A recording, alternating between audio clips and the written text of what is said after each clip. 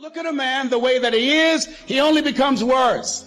But look at him as if he were what he could be, then he becomes what he should be. And one of the things that I can just tell you as you think about your goals and dreams, all of us can say that it's possible.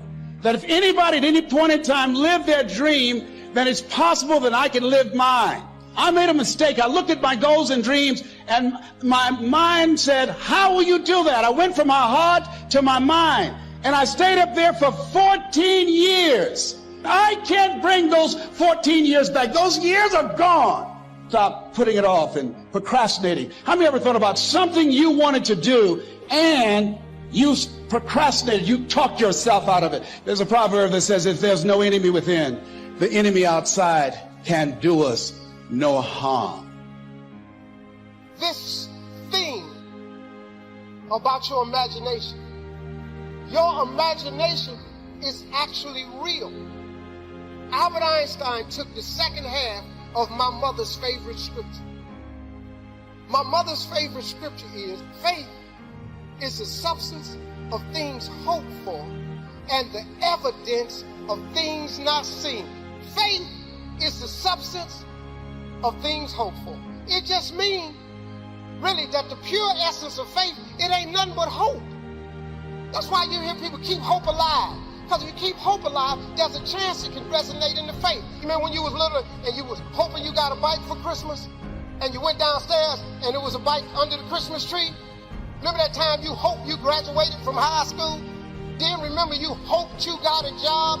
Ain't all y'all working? At one point in time, you're going to have to get smart now, people. After you become an adult, it shouldn't be hope no more. This ought to start turning into some faith.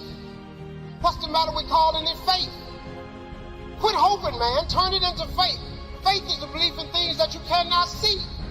You got to ask God for something. Ask for something from God. You don't know how in the world you're going to get it. The way you do it is by what you speak. When you verbalize that thought, you're giving it the right to come to pass. If you go around saying, the problem's too big, I'll never get well, you are agreeing with the wrong voice. You've got to get in agreement with God. The other voice may seem louder, but you can override it. You can take away all of its power by choosing the voice of faith. Maybe you're going to a job interview. One voice will tell you, you're not going to get it. You're wasting your time. These people are not going to like you. Another voice will say, you have the favor of God. You're blessed. You're confident. You have what it takes. But if you get up that morning, tell your spouse, I don't think I'm going to get this job. They're not going to like me. I'm not qualified. There's no use even going. You're being trapped by your words. You have to dig your heels in and say, I am not giving life to any more defeat. I am not speaking lack. I'm not speaking sickness. I'm not speaking mediocrity, not enough. I'm going to choose the voice of faith. It says I'm strong, I'm healthy, I'm blessed, I'm favored, I am a victor, not a victim. This is what David did. When he faced Goliath, it looked impossible. All the odds were against him. If he would have verbalized his negative thoughts, that would have kept him from his destiny. Even though he was anointed to be king, those negative words would have kept him trapped in the shepherd's fields. He could have easily gone around saying, well, I know I'm supposed to face Goliath, but look at him. He's twice my size. He's got more experience, more equipment, more talent. I don't see how this is ever going to work out. You can talk yourself out of your destiny. Negative words can keep you from becoming who you were created to be. Don't fall into that trap. Quit calling in defeat. Quit talking about how it's not going to happen. You can pray in faith. Ask God to turn it around, to do the impossible, but then walk away and start talking about how you're not going to get well, how your child's never going to straighten up. Those negative words just canceled out that prayer. Well, Joel, I'm having this financial crisis.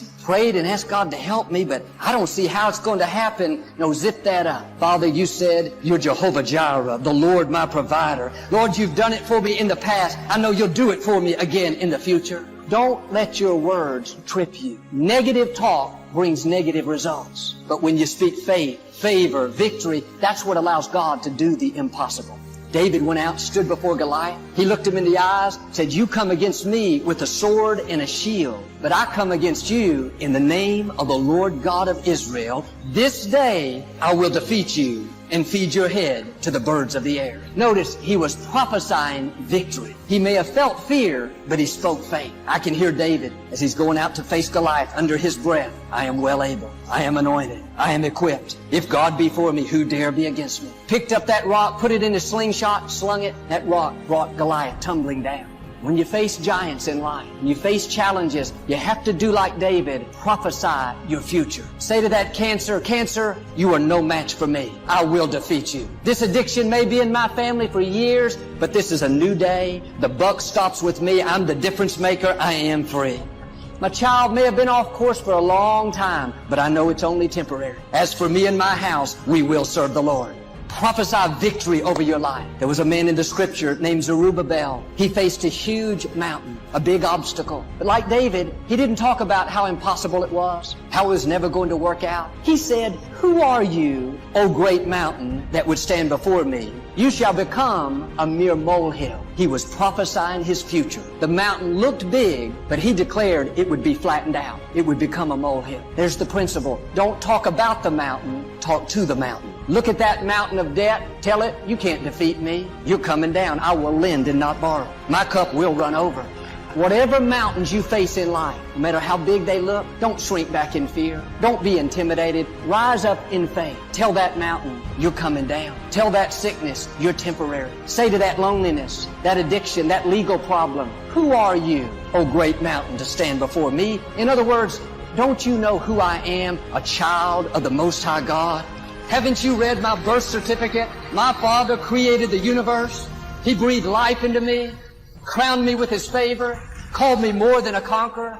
That means you can't defeat me. You can't hold me back. Mountain, you've got to come down. I will overcome this illness. I will break this addiction. I will pay my house off. I will see my family restored. I will accomplish my dreams.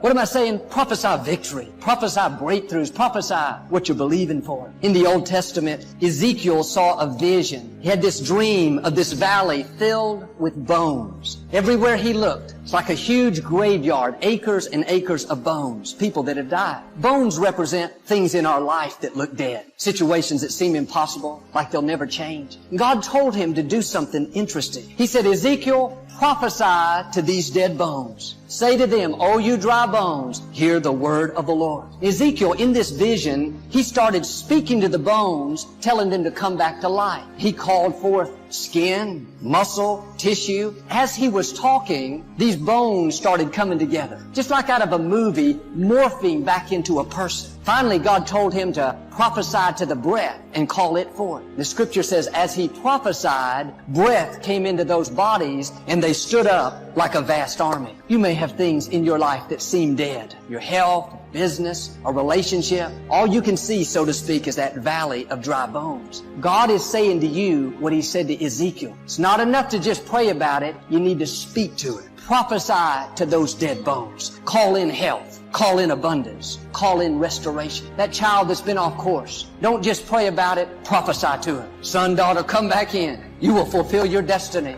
You're struggling with an addiction, don't just pray about it, prophesy. I am free. Chains are broken off of me. This is a new day of victory.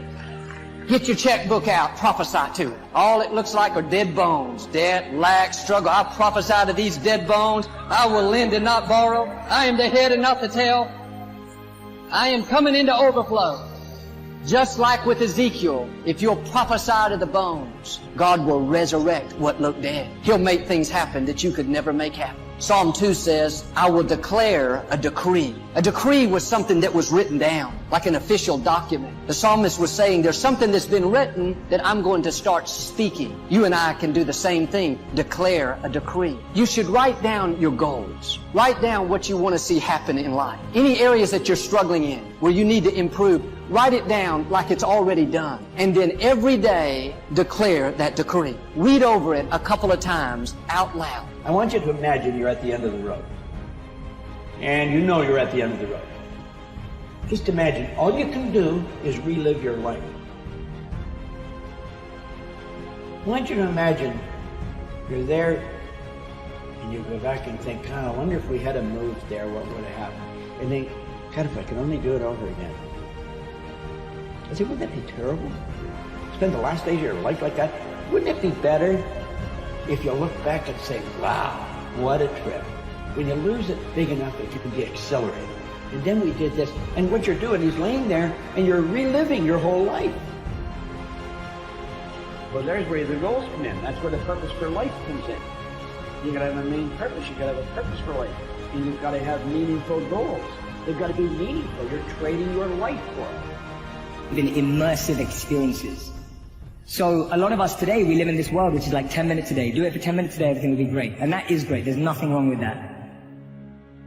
And meditation, mindfulness, all these habits are the same. The more you immerse yourself, the more you get an experience that stays with you, the more that you can live with that experience and keep going back to it for 10 minutes a day. So I really believe in immersive experiences. I love the 10-minute-a-day advice, but I also deeply believe in having a deep, immersive, absorbed experience that completely takes over your whole body, mind, and soul. Biggest one I would say is never pick the easy road. Never. Never. And it always goes back to kind of the hero mentality. Never pick the easy road. Ever in your life. That is the one road that is doomed. It is doomed. You may achieve what you wanted, but you want the permanent fix. The permanent fix comes from the hard road. The hard road gives you permanent. The easy road gives you the quick fix. You will go back to where you started on the easy route. That hard route is so permanent that it ends up callousing you everywhere. Everywhere. Have you come here to avoid life or to experience life? Experience life. All the different dimensions of what this life holds must happen to you, isn't it so? If you come to avoid life, if you feel insecure, that's what you will do. You will try to avoid life. When you're alive and try to avoid life, it will cause immense misery. When you're alive, you live. When you die, you die. Don't get up from the dead. Visualization is a gift to your heart and your soul. It's a gift. Because if the idea is the seed, visualization is the fertilizer. It's the fertilizer. Because when your thoughts are connected with an emotion, see, you visualize yourself winning, and you would feel all the emotion that came with that. And all you're doing now is you're not chasing a foreign emotion. You know the feeling, and now you're just doing what's necessary to get back to that feeling in real time. And it's real important in the visualization. You can't see it over there. You have to see it right here. You got to feel it right here, like I am. It's all I am. I am. I am in my dream home. I am in my dream relationship. And then unpack what that looks like. But most importantly, unpack what it feels like. And when you have that emotion in this moment, all of a sudden you stir up something that I don't think will ever go back to sleep. It'll go, okay, let's go get that. I have a philosophy that every moment, every precious nanosecond and moment is perfect. And so when I connect to the perfection of that moment, there's really nothing to do. It's to be aware and to allow, to surrender, but not to give up surrender, but to understand that, as we're talking right now, the oceans don't need any instruction what to do. The planets that are moving in their elliptical orbits around the sun don't need yours or my intervention. The universe, the Milky Way galaxy that's flowing through the universe at 1.5 million miles per hour doesn't need yours and my instruction. So that means that every moment is perfect. So I want to connect to the perfection of every single moment. Be aware of that every single moment. So life is… There has never been a point, any time, there never will be, where everything is perfect. No such thing. Because life is a possibility. Because it's a possibility, it cannot be perfect. It doesn't matter what we do, there's still something more to do. And the power of that, you can't overstate the power of that for individuals to get their life together. The individual is an unbelievably powerful force, and every single person who gets their act together a little bit has the capacity to spread that around. It's a chain reaction, and so it's a lovely thing to see. Is that it's a mix of pain and pleasure. And that's what makes it so powerful. The idea of our mortality is obviously very painful, right? It could be more painful. But the idea of transforming that into something beautiful, into something enlightening, into something that kind of fills us with a much different spirit, which motivates us to get something done, which makes us appreciate what we can look at. We're alive and the sky is blue, and and all that. So mortality has this ability to sharpen our senses, to sharpen our appreciation of life, and that turns that pain into pleasure. But the pain and pleasure always go together. So underneath that kind of ecstatic feeling that you feel when you're aware that there's eternal time and that there are all these insanely wonderful things around the world, there's always going to be mixed with that tincture of pain about how I'm going to be gone and I won't be here to appreciate it. But that mix of the two emotions is what makes it so powerful and so insanely addictive, right? Because pure pleasure on its own can almost get monotonous. The things that break your heart, if you choose, can open your heart. Fear, the world says fear is bad. Fear is only an opportunity for bravery training. We do make excuses because we are very good at self-deception. Because if we actually had to face the responsibility of playing with our bigness in the world, we'd have to let go of our addiction to our excuses and leave what's safe. And we'd have to actually leave the pain to go out to the possibility of pleasure and joy and greatness. And believe it or not, that frightens us.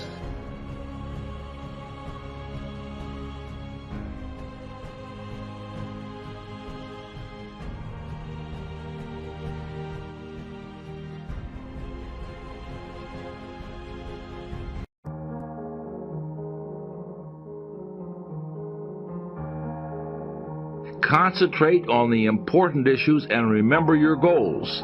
Let me offer you a few examples of petty thinking versus big thinking. First situation, working out expense accounts. The petty thinker will figure out ways to increase his income by chiseling or even cheating on expense accounts. The big thinker will figure out ways to increase his income by selling more merchandise and regard the expense account as just that, an expense account. On the idea of progress, the petty thinker believes in the status quo and in taking no chances. The big thinker believes in ideas, expansion, new challenges. On the matter of security, the petty thinker is preoccupied with security problems. The big thinker regards security as a natural companion of success and doesn't worry about it. The petty thinker magnifies minor errors and turns them into big issues. The big thinker ignores errors of little consequence and strives to learn from significant mistakes. So let's briefly sum up some of the tools for thinking big. Don't sell yourself short. Conquer the foe of self-deprecation. Concentrate on your assets. You're really a lot better than you think you are. Use the big thinker's vocabulary. Use big, bright, cheerful words. Use words that promise victory, hope, happiness, pleasure. Avoid words that create images of failure, defeat, and hopelessness. Stretch your vision. See what can be, not just what is. Practice adding value to things, to people, and especially to yourself. Get the big view of your job and of your life. Think, really believe that your present job is important and that you're important too. That next promotion depends mostly on how you think towards your present job. Finally, keep your mind above trivial things. Focus your attention on big objectives. Before getting involved in a petty matter, ask yourself, is it really important? You've heard me use the word creative several times so far. I've made the point that thinking creatively is an important part of thinking big. But a lot of people are intimidated by that word creative. But they shouldn't be. Let me clear up a common fallacy about the meaning of creative thinking. Certain fields such as art and architecture and music and writing and science and a few others have been labeled creative. Now certainly, those fields do involve a lot of creativity, but creative thinking is not reserved for a few special occupations or a few special people. Well then what is creative thinking? Let me give you some examples. When a low-income family devises a plan to send their children to college, believe me, that's creative thinking. When a neighborhood group turns the neighborhood's most undesirable lot into a beauty spot, that's creative thinking. When a minister develops a plan that doubles his Sunday attendance, he's simply applying creative thinking, figuring out ways to simplify record keeping, coming up with a new use for a computer program, selling the impossible customer, keeping the kids occupied constructively.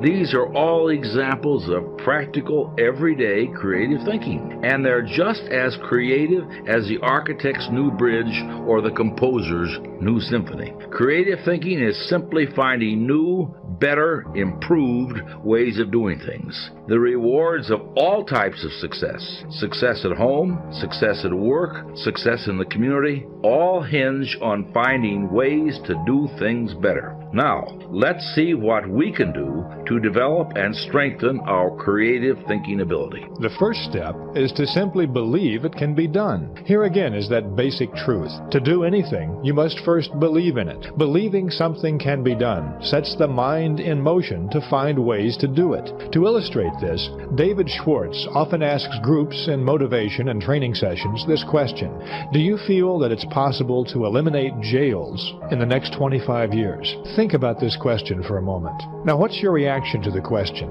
Did your mind begin searching for ways to accomplish the challenge that the question raises, to eliminate jails in 25 years? Or did you give it a few moments consideration and simply reject the possibility? If you're like most people, you probably did the latter, rejected the proposition altogether, and decided, no, it's simply not possible to eliminate jails in 25 years. In fact, most people immediately think of all the reasons we have to have jails: keeping the populace safe from criminals, keeping order on our streets, the fact that some criminals are incorrigible, and so forth. But the question is asked to make a point. For just a few moments, forget the reasons that we have to have jails, and just assume that we can eliminate jails in 25 years. Make the assumption.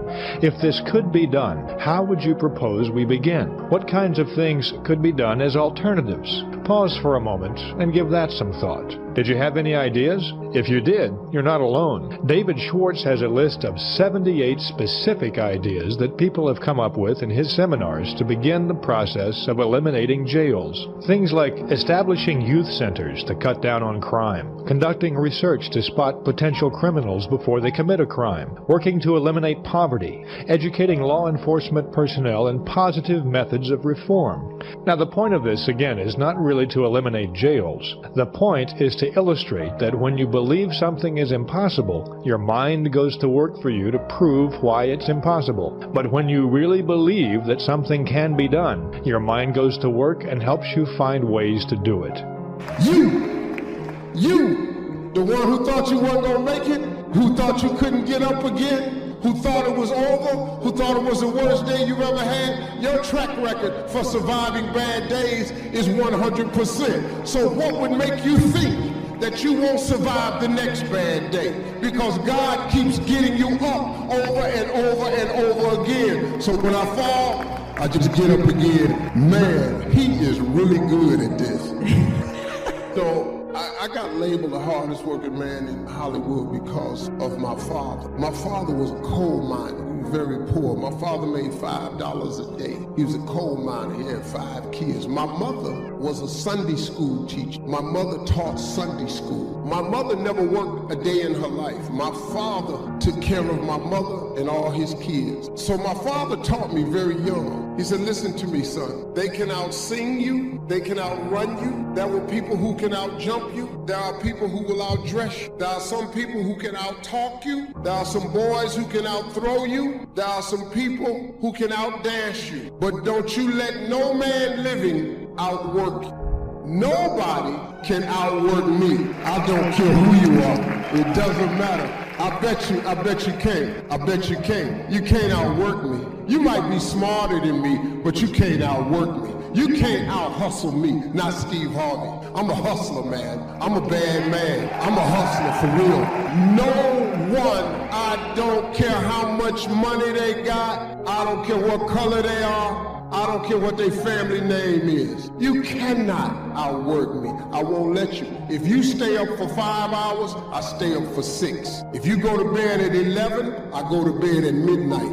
If you get up at 6, I get up at 5. If you go to lunch for an hour, I go to lunch for 45 minutes. If you come to work early, I come in earlier than you. That's how I work. So my first TV show was Showtime at the Apollo. Now, I have been homeless when I got this TV show. I have been homeless for 3 years. I lived in a car. But I was telling jokes, and so I had some videotapes, and they saw it, and they asked me to come and perform. I performed. I did well. They asked me to come again. I did well again. They offered me the job of hosting Showtime at the Apollo. They paid me. It was the most unbelievable feeling, because, you know, you look, I went from zero money to back then in 1992, I think I made about, for the 1992, I made about $22,000 a week. Now listen to me, in Hollywood, that's nothing. That's nothing. But for me, it was everything. You go from zero to $22,000, you gotta be kidding me. I thought I was rich. And to me, I was rich. And so that first check, I spent all of it. I didn't even try to save no money. I took it to the bank, I cashed it. I got $22,000 cash in my pocket. I was not leaving my money in the bank because I had been homeless so long, I needed my money in my pocket. I had $22,000 cash in my pocket.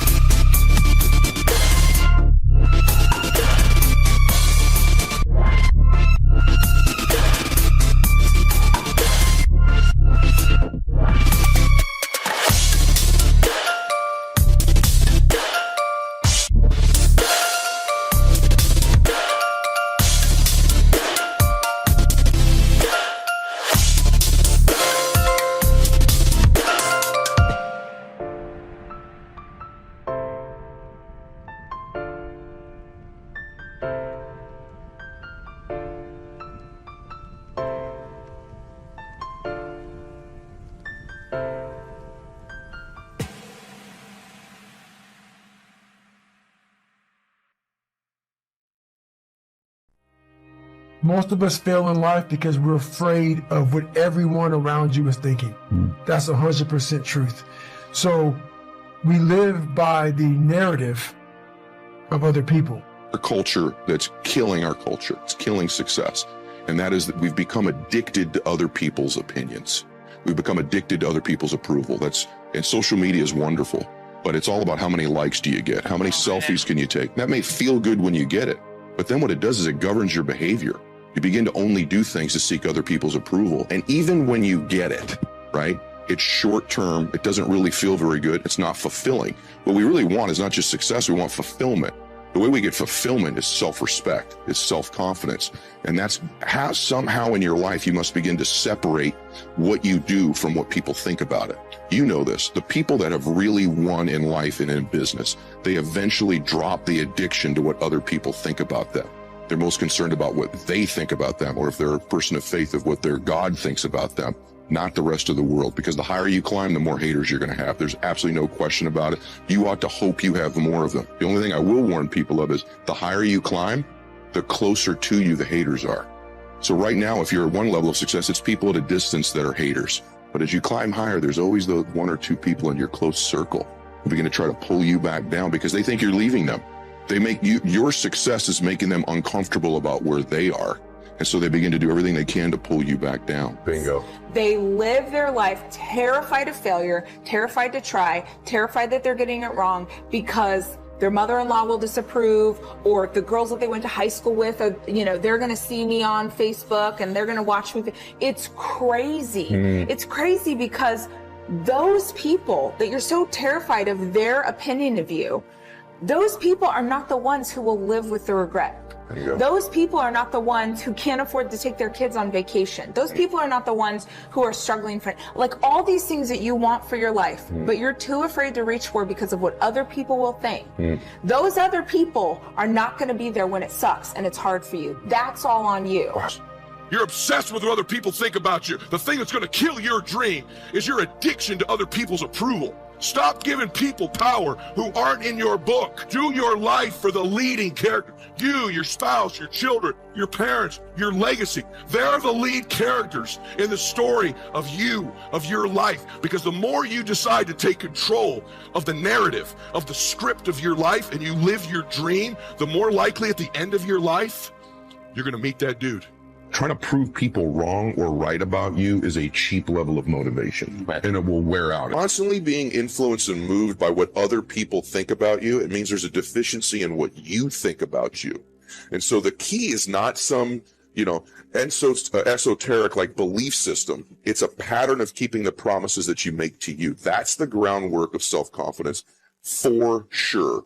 Like, you are loved and worthy and enough, like as you are. That's beautiful. And that means you don't need to become someone else. That means like who you are at your core, you're doing okay. You don't have time to waste worried about what people think about you. Your time is too valuable to respond to every critic, every negative comment, try to convince people that you really are okay. Those are distractions. Everyone is not going to like you. Everyone's not going to accept you.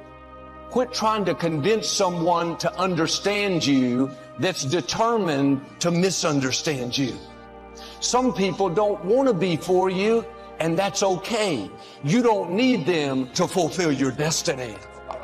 But the enemy would love for us to spend time and energy trying to win someone over that's never going to be won over. You have to set your face. The people that need to be for you will be for you. When you have something you want to do, if you don't develop the courage to do that which has been given you to do, and you spend a lot of time going around trying to convince other people or trying to get their approval, what will happen is that you will lose your nerve. And other people will convince you that what you're doing doesn't have any value, and you'll give up on your dream. It's an interesting thing about life, I've also found, that if you don't have the courage to act, sometimes and particularly if you have something special to do, life will move on you. When you are trying to get to the next level, and you can see where you're trying to get to, there is a ceiling that you have to break through. But in order to get to the next level, is because you can see what you want to become. But the only reason you can see the next level is because this ceiling is made of glass. In order to get to the next level, you must be willing to break through the glass. Anytime you break through glass, you are going to get cut. You are going to bleed. And in order to get to the next level, you are going to have to give up something that you care about. You cannot take everything with you.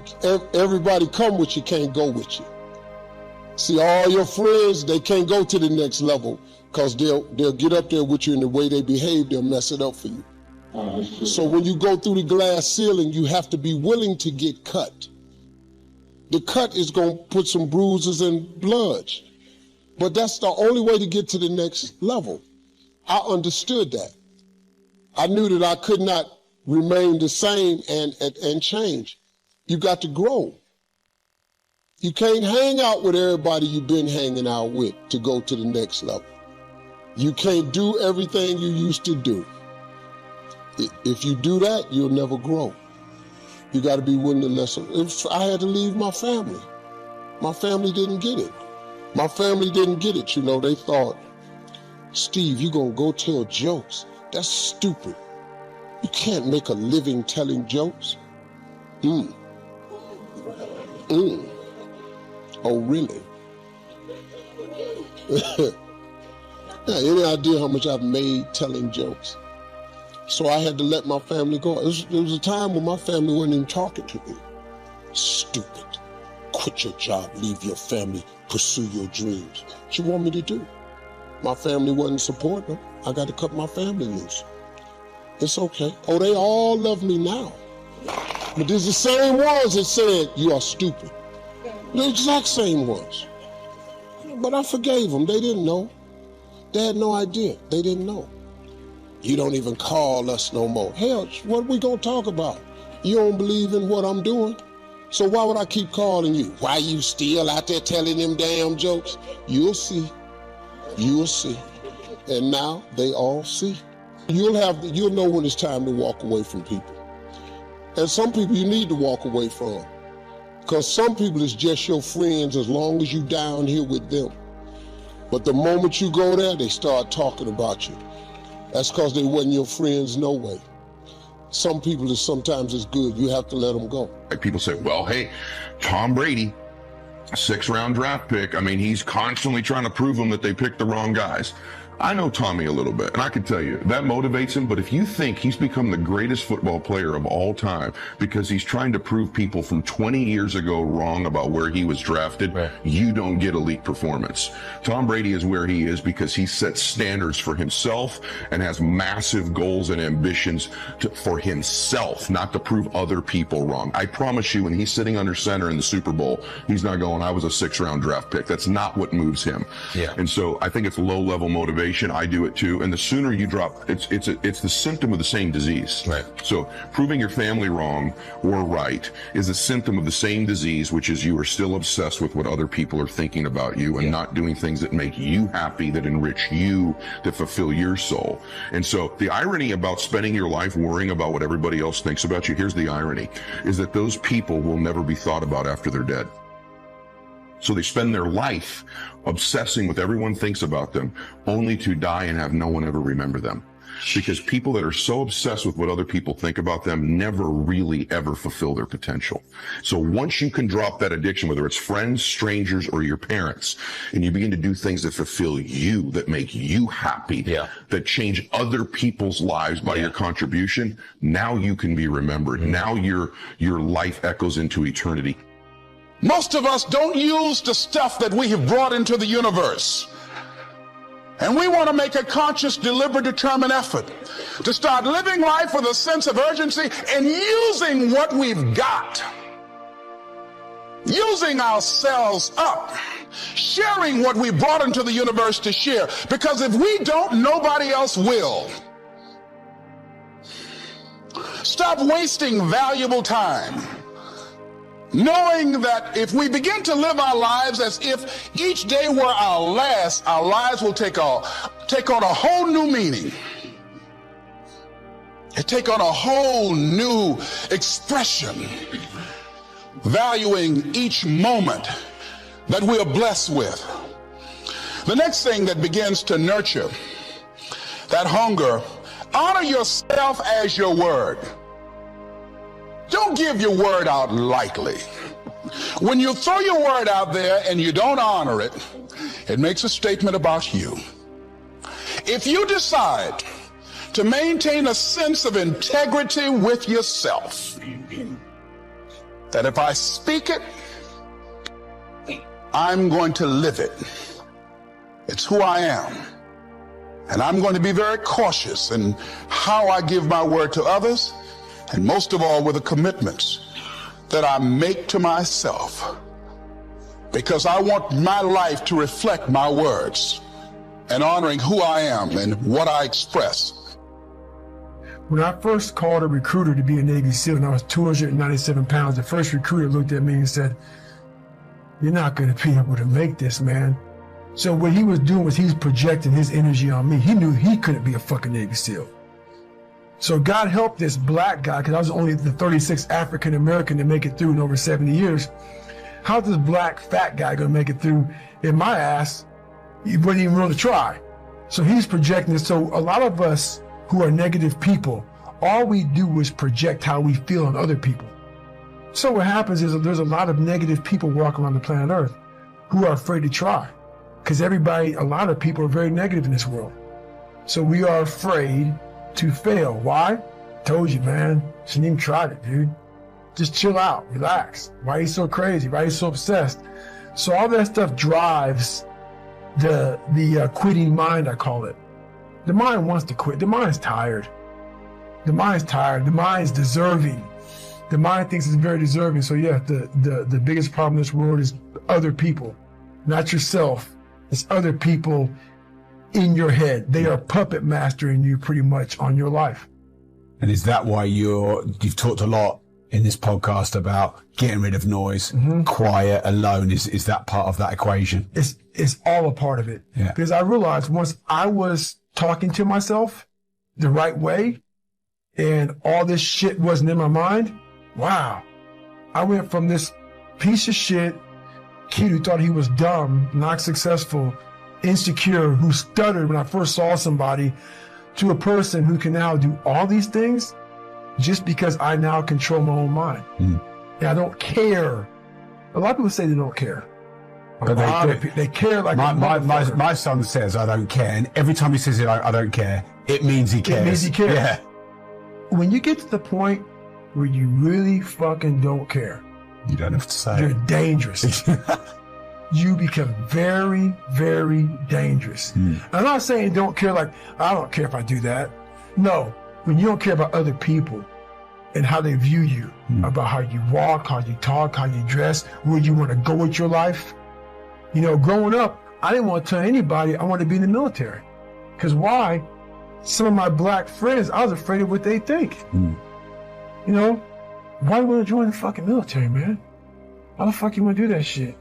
I was afraid of what other people thought about me. So now, when I go in the military, I didn't know you want to fucking join the military. Yeah, I didn't tell you because I was afraid of what you thought. Once again, man, you allowed other people to shackle your mind. It's the worst thing in the world. Do you think you could go the other way and maybe become a bit cold if you don't care what anyone thinks? Your fiance, your kids, you know, they're not the people around, do you not care what they think? See, that's the thing about it. You have to have an understanding of what not caring means. If your fiance and your kids don't believe in you, you can't care what they think. That means you chose the wrong support staff. There has to be, so that's why a lot of people don't understand one another. Your support staff has to be like, if I want to go out and do whatever it is, my support staff is, you know, my fiance. If she's like, you know what, you know, I don't think that you should be doing that, I have to take it, you know, why? So I can be open-minded. So why are you saying this? But if she's saying it because of her, you know, that's not the right thing. Because I need backing to do what I'm going to do. Open-mindedness. I need support. So yeah, it's you got to be very clear thinking about all that stuff. God has already lined up the right people. People that will celebrate you. People that will cheer you on. People that stick with you through thick and thin. But too often, we're trying to convince people to be our friend and convince them to spend time with us. But if someone doesn't see the gift that you are, if they don't recognize your talents, value your friendship, do yourself a favor and move on. No offense, but they are not a part of your destiny. You don't have to play up to people, let them manipulate you, hope that they call. Maybe they'll include you in their group. Though the people God has for you don't have to be talked into liking you. You won't be able to keep them away. They'll light up when you walk in the room. They can't wait to spend time with you. They'll go out of their way to do you favors. Now don't waste another minute trying to convince someone to like you, to call you, to come see you. If you have to talk them into it, they are not for you. They are a distraction.